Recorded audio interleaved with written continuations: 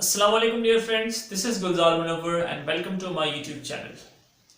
आज की इस वीडियो में हम डिस्कस करने जा रहे हैं कि अगर कोई भी वेरिएबल या कोई भी नंबर जिसकी पावर हमें जीरो दी जाती है तो हम उसको इक्वल टू 1 क्यों लिखते हैं।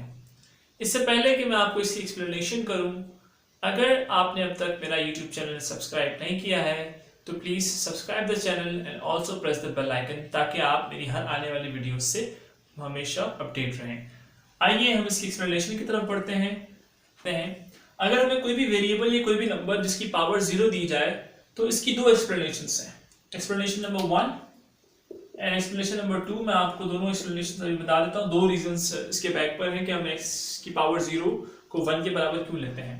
Let's suppose I have a number 2, ठीक है। 2 की पावर 1 किसके बराबर होगी? 2 के बराबर होगी। 2 की पावर 2 किसके बराबर होगी? 2 multiply by 2 is equal to 4। 2 की पावर 3 किसके बराबर होगी?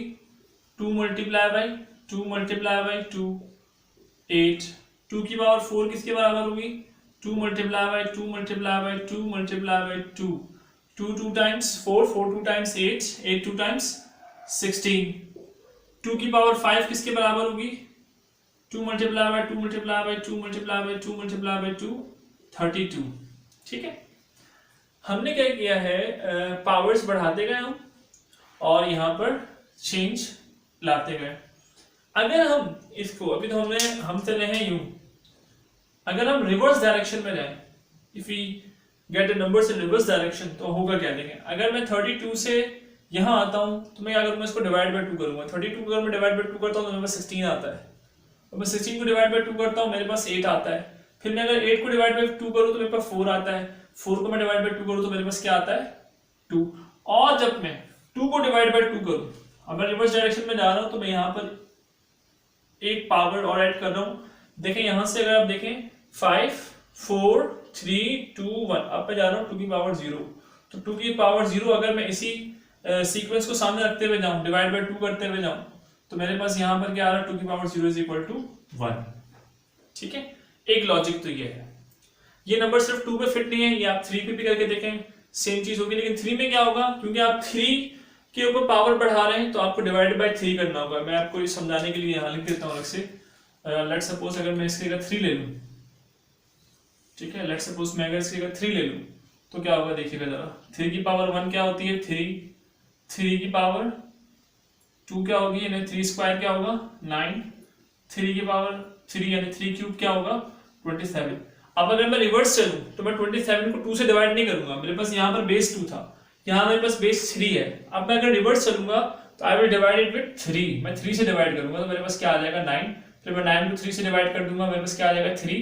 फिर जब मैं 3 को 3 से डिवाइड करूंगा आई विल गेट व्हाट? 1। ठीक है, दैट इज इक्वल टू 3 की power 0।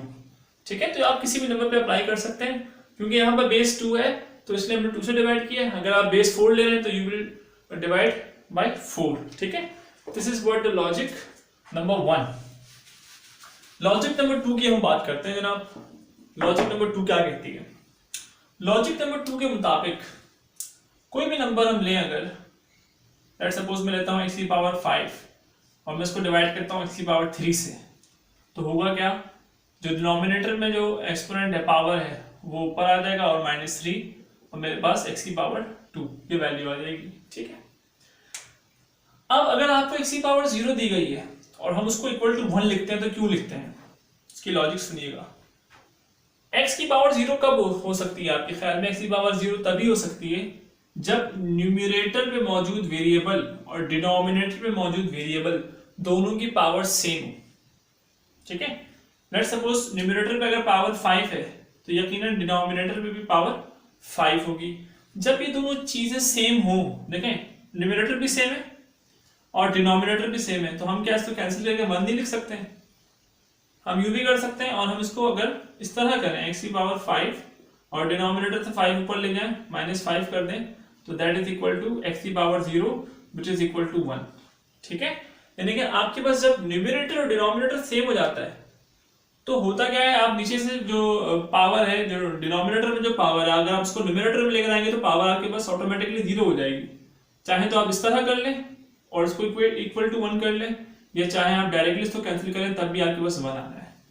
This is the second logic and this is the first logic, and these both are the logics behind such kind of exponential numbers. Thank you so much for watching my video.